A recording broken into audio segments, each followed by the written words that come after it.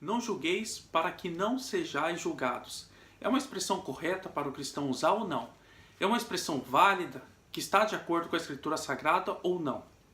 Eu vou responder agora de acordo com as Escrituras Sagradas, se realmente é bíblico, se realmente é correto ou não. Convido você a abrir sua Bíblia no Evangelho de São Mateus, no capítulo de número 7, no versículo de número 1, que não julgueis para que não sejais julgados. Pois com o critério com que julgardes, sereis julgados, e com a medida com que tiverdes medido, vos medirão também. Porque vês o argueiro, o argueiro, no olho do teu irmão, porém não reparas na trave que está no teu próprio? Ou como dirás o teu irmão, deixa-me tirar o argueiro do olho do teu irmão, quando tens a trave no teu?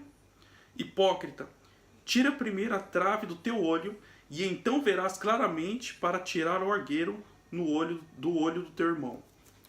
Então você vê claramente essa passagem aqui, você analisando, estudando ela com precisão, com atenção, você verá que Jesus não está condenando o julgamento, mas sim é o julgamento hipócrita que ele está condenando. Quando você vê aqui a partir do versículo 3, que quando Jesus diz o seguinte: por que vês tu o argueiro no olho do teu irmão, porém não reparas na trave que está no teu próprio? Ou seja, Jesus está falando daquelas pessoas que elas enxergam o defeito nas outras, mas elas também têm defeito também nelas mesmas.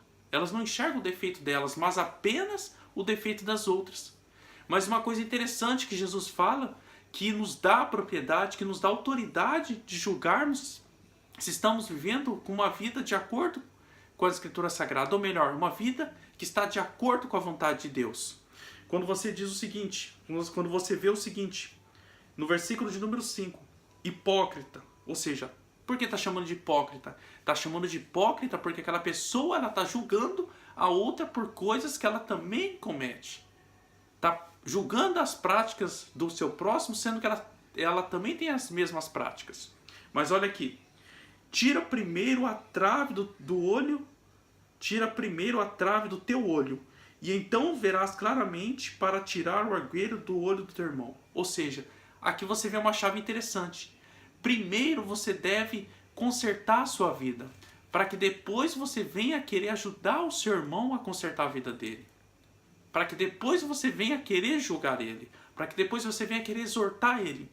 Então Jesus, ele está dizendo o seguinte, o que ele queria que os discípulos entendessem. O que ele quer que nós entendamos, ou melhor, o que nós devemos entender dessa passagem.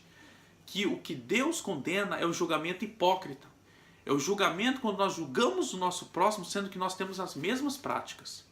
Mas a partir do momento que nós nos consertamos com Deus e deixamos as práticas pecaminosas que são erradas de lado, aí sim nós temos a autoridade de julgar o outro. Porque nós não estamos mais naquela prática. E uma passagem interessante, uma passagem que nos explica, que traz uma explícita explicação do que Jesus quer dizer com julgamento, de que não pode julgar, de não julgueis para não sejais julgados, se encontra em Romanos no capítulo de número 2, no versículo de número 1, que diz o seguinte: portanto, é indesculpável, ó homem, quando julgas, quem quer que sejas, porque no que julgas o outro, a ti mesmo te condenas, pois pratica as próprias coisas que condena. Ou seja, o que Paulo está falando aqui é do julgamento que está sendo condenado por Deus, o julgamento de pessoas que têm as mesmas práticas do que aquela que ela está julgando. Porque a chave desse texto está na segunda parte. Porque no que julgas o outro, a ti mesmo te condenas, pois pratica as próprias coisas que condenas. Ou seja, se você condena o seu próximo, o seu vizinho que está roubando, mas você também rouba, você também é corrupto, você também recebe dinheiro ilícito, você está tendo um julgamento com o seu próximo, mas um julgamento que você está tendo com ele é um julgamento que Deus está condenando. Porque você está condenando ele por ele ser ladrão, mas sendo que você também é ladrão. Então, antes da gente olhar para o erro do próximo, antes da gente olhar para a sujeira do próximo, nós devemos ver se a nossa vida também não está igual a dele. Se a nossa vida estiver igual a dele, nós devemos nos preocupar conosco, ou seja, tentar consertar a nossa vida. Porque a partir do momento que nós estamos com a nossa vida suja, nós não temos autoridade nenhuma de falar dos outros. Mas quando nós nos consertamos com Deus e estamos vivendo uma vida de santidade, aí sim nós temos a autoridade para julgarmos. Porque se você for ler o texto de 1 Coríntios, no capítulo de número 6, que aquele que estão assistindo esse vídeo veja isso, essa passagem e preste atenção nela, você vai ver que Deus, ou melhor, o apóstolo Paulo, inspirado pelo Espírito Santo de Deus, ele fala para a igreja julgar.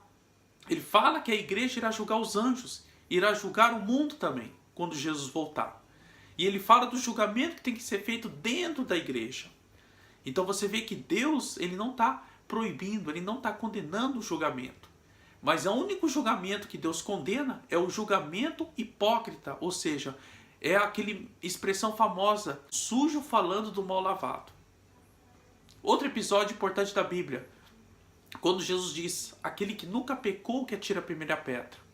Mas será que Jesus estaria querendo ser bonzinho? Será que ele queria dar um de bom samaritano nesse episódio? Claro que não. Aquele julgamento que eles estavam fazendo com aquela mulher adúltera estava sendo um julgamento injusto, um julgamento que estava contra a Torá, contra a lei de Moisés. Porque no livro de Levítico, e eu vou estar deixando abaixo na inscrição a passagem, o número, o versículo e o capítulo, você vai ver que nessa passagem de Levítico fala que não somente o homem tem que, não somente a mulher adúltera tem que ser apedrejada, mas também o homem, ou seja, o casal que for pego no flagrante em adultério, cometendo o ato de adultério, eles devem ser apedrejados os dois. Mas para Jesus, os fariseus, os religiosos daquela época estavam levando apenas a mulher. E aquele julgamento estava sendo um julgamento injusto. Por isso que Jesus, ele disse aquilo, quem nunca pecou que atira a primeira pedra. E outra coisa que nós podemos entender é o seguinte, Jesus falasse que aquela mulher era para ser apedrejada, além dele estar indo contra a lei de Moisés, porque a lei de Moisés falava que devia ser o casal ser apedrejado e não apenas a mulher, as pessoas que estiverem ouvindo a Jesus iam falar que ele era hipócrita. Porque ele pregava o amor, ele pregava a misericórdia, mas quando trouxeram para ele uma adúltera, ele tinha mandado apedrejá-la. A pregação dele iria cair por terra. E se Jesus falasse que ela não poderia ser apedrejada, e realmente ela não poderia ser apedrejada porque o julgamento estava sendo feito de uma forma errada, de uma forma contrária do que a lei de Moisés ordenava, as pessoas iriam entender e os religiosos daquela época iriam fazer as pessoas entender, iriam persuadir as pessoas a entender que Jesus estava indo contra a lei de Moisés. Então, aos olhos humanos, Jesus estava entre a cruz e a espada. Mas Jesus, como ele era sábio e como ele tinha a sabedoria de Deus, ele falou, aquele que nunca pecou que atire a primeira pedra. Então nesse episódio Jesus estava vendo o julgamento injusto que estava sendo feito contra aquela mulher. A atitude que ele teve que resultou na salvação daquela mulher, ou seja, que evitou daquela mulher ser apedrejada, não foi porque ele queria ser bonzinho, não foi porque ele queria passar a mão na cabeça dela, mas foi porque ele teve a sabedoria. Mas você vê na parte final que Jesus fala para ela, vai e não peques mais. Vai e não peques mais. Ou seja, Jesus estava querendo, não julgando aquela mulher como uma pecadora. Porque se ele não estivesse julgando aquela mulher, ele não teria falado, vai e não peques mais. Ele apenas teria falado, vai em paz. Mas não, ele falou, vai e não peques mais. Então você deve entender uma coisa, colocar uma coisa na sua cabeça. Que a Bíblia, ela não condena o julgamento. O único julgamento que ela condena é o julgamento hipócrita, o julgamento feito de uma forma injusta. Então nós não podemos tirar as palavras da Bíblia Sagrada de forma fora do contexto para poder passar a mão na cabeça daquela pessoa que a gente gosta. Ou se não tirar do contexto para poder se safar de situações que nós mesmos cometemos. Nós não podemos fazer isso. Nós devemos enfrentar os nossos erros, devemos enfrentar as consequências dos erros que nós cometemos. A situação hoje da igreja brasileira está uma situação complicada, porque se não julgueis para não ser julgado, está na cabeça de muitos crentes. Muitos crentes, usando essa passagem, estão passando a mão na cabeça de crentes que não são fiéis, de crentes que dão mau testemunho, e crentes que dão mau testemunho, que têm isso na cabeça também, eles não estão nem aí com a palavra de Deus, eles estão nem aí com o nome que eles estão carregando, e eles estão vivendo uma vida cristã de qualquer jeito. Então isso nós devemos colocar em mente. O único julgamento que Deus condena é o julgamento hipócrita, é o julgamento injusto. Apenas esse tipo de julgamento que Deus condena. Agora, o julgamento que é feito de acordo com a reta justiça de Deus, esse julgamento não é só permitido por Deus, como é ordenado por Deus para a igreja. Efésios diz para a gente não nos comunicarmos com as obras infrutuosas das trevas, ou seja, com o pecado, para a gente não concordar com o pecado, mas que antes para a gente condenar o pecado, para a gente condenar as práticas, para a gente condenar a transgressão da lei de Deus. Mais para frente estarei fazendo um vídeo com mais detalhes sobre esse tema de não julgueis para não sejam julgados. Deus abençoe e fique com Deus.